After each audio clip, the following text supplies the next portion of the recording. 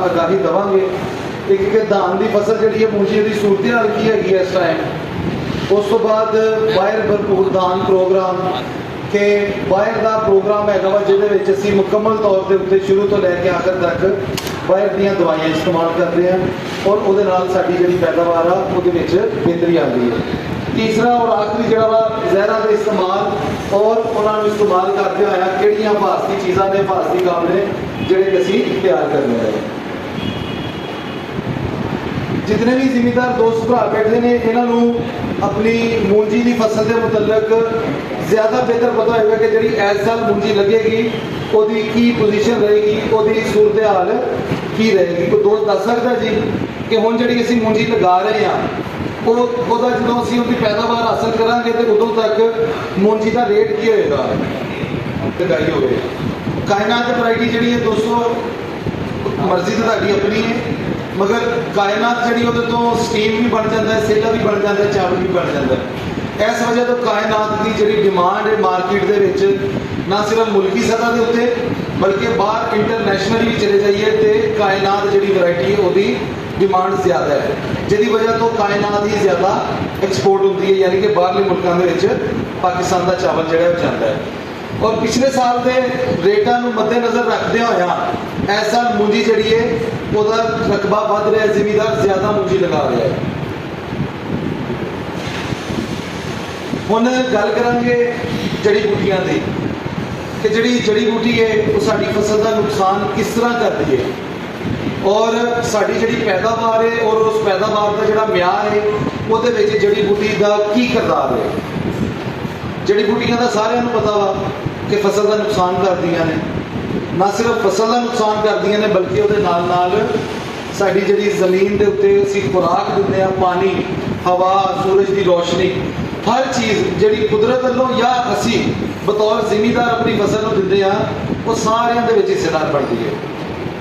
और कोई भी जिमीदार असी जिमीदार नहीं हाँ और असी बिजनेसमैन नहीं है, क्योंकि तुसी अपनी फसल लगाते हो और उन्होंने बेचते हो, यह एक कारोबार है।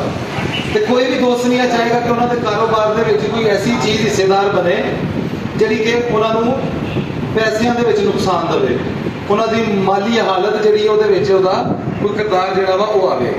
इस तरह जड़ी बूटियां 15 तो 30% तक नुकसान करदियां ने और अगर इन्हों बर वक्त कंट्रोल ना किया जाए तो यह नुकसान बढ़ भी सकता है। नंबर एक पैदावार का नुकसान। पैदावार का नुकसान किस तरह कि जी तुसी उन्होंने खाद दवाई पानी है वो उन्हें हिस्सेदार बन जाना, नतीजा साड़ी फसल को खुराक थोड़ी मिलेगी, जड़ी बूटियां ज़्यादा लै जाएगियां, जो फसल को खुराक थोड़ी मिलेगी तो कमज़ोर हो जाएगी, वो फसल मुकम्मल तौर पर बूटा नहीं मार सकेगी, शगुफे नहीं वो निकलेंगे, जिसकी वजह तो बराह रास्त जी जड़ी बूटी है वो साड़ी पैदावार के नुकसान करती है। खाद पानी और जी असी वो मेहनत करते हैं वो भी ज़ाया जाती है, क्योंकि असी तो मेहनत कर रहे हैं मूंजी लई अपनी फसल लई, जबकि वो साड़ी सारी मेहनत जी वो जाके जड़ी बूटियां मिल रही है।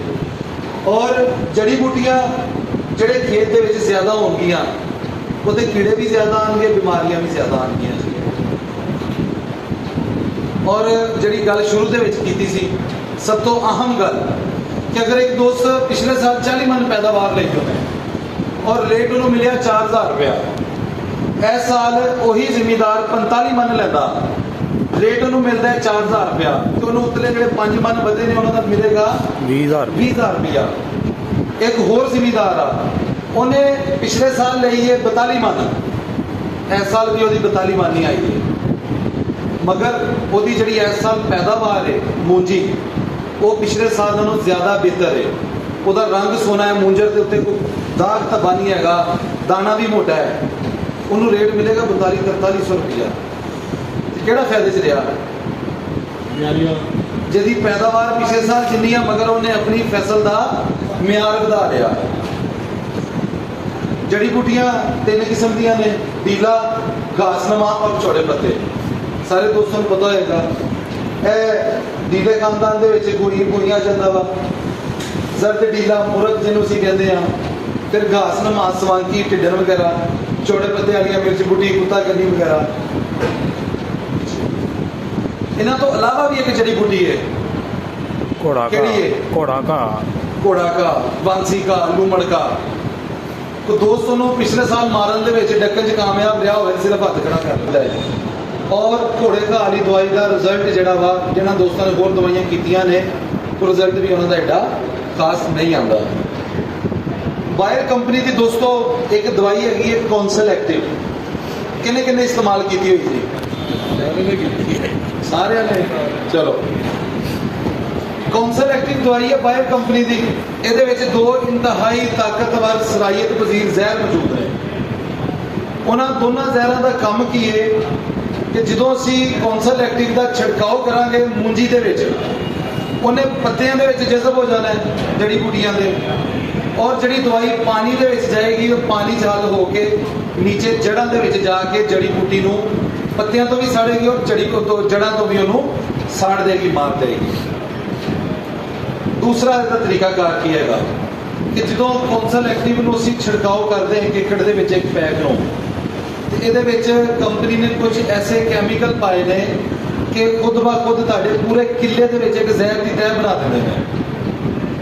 ਜੋ ਹੀ ਜੜੀ ਬੂਟੀ ਬਾਹਰ ਆਉਣ ਦੀ ਕੋਸ਼ਿਸ਼ ਕਰਦੀ ਹੈ, ਉੱਪਰ ਕੌਂਸਲ ਐਕਟਿਵ ਵਾਲਾ ਜ਼ਹਿਰ ਦੀ ਤਹਿ ਮੌਜੂਦ ਹੁੰਦੀ ਹੈ।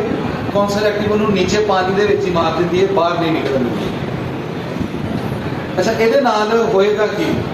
2 ਫਾਇਦੇ ਹੋਣਗੇ ਜ਼ਿਮੀਂਦਾਰਾਂ ਨੂੰ। ਪਹਿਲਾ ਫਾਇਦਾ, ਜਿਹੜੀ ਤੁਸੀਂ 12ਵੇਂ 14ਵੇਂ ਦਿਨ 15ਵੇਂ ਦਿਨ urea, DAP, potash, sulphur, zinc ਜੋ ਵੀ ਪਾਣਾ ਵਾ, ਉਹ ਮੁਕੰਮਲ ਤੌਰ ਤੇ ਤੁਹਾਡੀ ਪੂੰਜੀ ਨੂੰ ਮਿਲੇਗਾ, ਯਾਨੀ ਕਿ ਤੁਹਾਡੇ ਪੈਸੇ ਜ਼ਾਇਆ ਨਹੀਂ ਜਾਣਗੇ। ਦੂਸਰਾ, ਜਦੋਂ ਮੂੰਜੀ ਨੇ 20ਵੇਂ ਤੋਂ 25ਵੇਂ ਦਿਨ ਜਾਂ 25 ਤੋਂ 30ਵੇਂ ਦਿਨ ਦੇ ਉੱਤੇ ਜਾ ਕੇ ਝਾੜ ਬਣਾਉਣਾ ਵਾ, ਤੇ ਉਹਨੂੰ ਉਹਦੇ ਸੱਜੇ ਖੱਬੇ ਜੜੀ ਬੂਟੀਆਂ ਦੇ ਨਾਲ ਜੰਗ ਲੜਨ ਦੀ ਲੋੜ ਨਹੀਂ ਪਏਗੀ। ਉਹਦੇ ਕੋਲ ਸੱਜੇ ਖੱਬੇ ਚਾਰੋਂ ਪਾਸੇ ਖੁੱਲੀ ਜਗ੍ਹਾ ਹੋਏਗੀ ਬੂਟਾ ਮਾਰਨ ਲਈ, ਤੇ ਉਹਦੀਆਂ ਨਾਲੀਆਂ ਜਿਹੜੀਆਂ ਨੇ ਉਹ ਜ਼ਿਆਦਾ ਨਿਕਲਣਗੀਆਂ, ਝਾੜ ਜ਼ਿਆਦਾ ਬਣੇਗਾ, ਸ਼ਗੂਫੇ ਜ਼ਿਆਦਾ ਨਿਕਲਣਗੇ।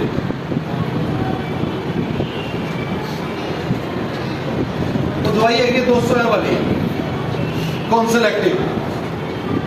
ਇੱਕ ਪੈਕੇਟ 75 ਗ੍ਰਾਮ ਦਾ ਫੀ ਏਕੜ। ਇੱਕ ਸ਼ੇਕਰ ਬੋਤਲ ਦੇ ਵਿੱਚ, ਸ਼ੇਕਰ ਬੋਤਲ ਅਗਰ ਨਾ ਮਿਲੇ ਤੇ 2.25 ਲੀਟਰ ਵਾਲੀ ਪਾਣੀ ਦੀ ਬੋਤਲ ਦੇ ਵਿੱਚ ਇਸ ਇੱਕ ਪੈਕੇਟ ਦਾ ਤੁਸੀਂ ਮਹਿਲੂਲ ਬਣਾ ਲੈਣਾ, ਔਰ ਉਹਨੂੰ ਤੁਸੀਂ 1 ਕਿੱਲੇ ਦੇ ਵਿੱਚ ਛਿੜਕਾਓ ਕਰ ਦੇਣਾ ਉਹਦਾ।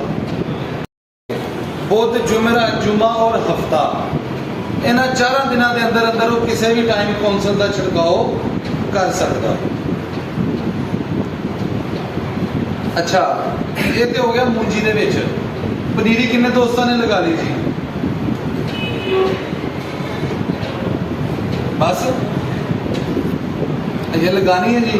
चलो, अगर कोई दोस्त है चाहता कि वो पनीरी दे विच ही घोड़ा घाह नूं मार लवे, तो ਉਹਦੇ ਲਈ बेहतरीन तरीकाकार की है कि मूंजी लाने दे 5वें 6वें दिन या 7वें दिन जो मूंजी उगरना शुरू हो जाए, ਉਹਦੇ ਨਾਲ ही जड़ी बूटी भी सिर कढ़न लग पैंदी है बाहर। उस टाइम तुसी कौंसल एक्टिव 2 ग्राम फी मरला, कितने ग्राम जी? 2 ग्राम। 2 ग्राम फी मरला अपनी पनीरी में स्प्रे कर देना। वतर दे विच स्प्रे करना है जी, और स्प्रे करने तो बाद 2 ਤੋਂ 3 दिन पनीरी में पानी नहीं लगाना। तीजे दिन चौथे दिन उन्होंने अपनी रूटीन दे विच जिहड़ा हल्का हल्का पानी लाते हो तुसीं वो पानी लगा लेना। ਉਹਦੇ ਨਾਲ ਹੋਏਗਾ कि घोड़ा घाह पनीरी दे विच नहीं उगेगा तुहाडे, क्योंकि घोड़ा घाह पनीरी दे नाल ही अगे जांदा। कौंसल एक्टिव की करेगी कि पनीरी दे विच ही तुहाडे गंद नूं मार देगी, और जिहड़ा नहीं उगया उन्होंने कौंसल एक्टिव उगन नहीं देगी जी। घोड़ा घाह, डीला, सवांगी, ढिड्डन, मिर्च मूटी तमाम जड़ी बूटियां इस एक पैकेट कौंसल एक्टिव के नाल कंट्रोल हो जाएगी जी। डीला करेगी ना डकेगी, कुछ भी नहीं करेगी। हाँ, ताड़ी मूंजी का रंग जरूर सोना कर देगी, उन्होंने बढ़ोतरी वाले पासे भी ले जाएगी। ठीक है जी। उस तो बाद